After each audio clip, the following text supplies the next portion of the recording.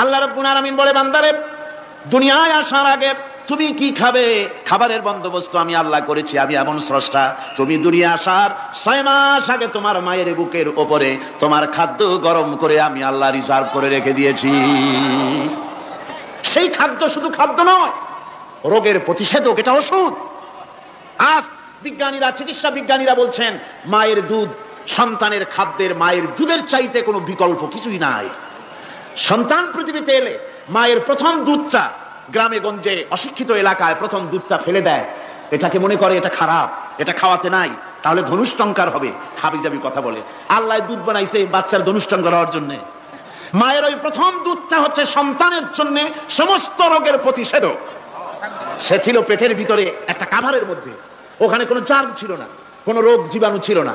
ও পৃথিবীতে এসেছে যেখানে অক্সিজেনের ভেতরে জার্ম রয়েছে, বাতাসের ভিতরে জার্ম রয়েছে, যার পরিবেশটা খারাপ হয়ে আছে, মানুষের শ্বাস প্রশ্বাসে নিঃশ্বাসে হাজারো রোগ জীবাণু ঘুরছে। এই রকমের একটা পৃথিবীতে এসেছে।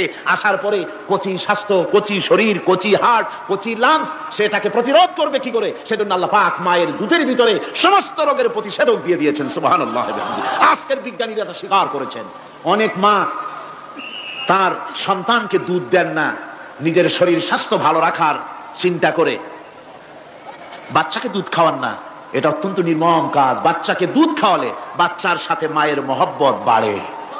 ইউরোপে, আমেরিকায় মাকে মা বলে ডাকে না, বাপকে শ্রদ্ধা করে না, সম্মান করে না। তার কারণ সেখানে মায়েরা তার সন্তানদেরকে কোলে নেয় না, সন্তানদেরকে ফিডার খাওয়ায়।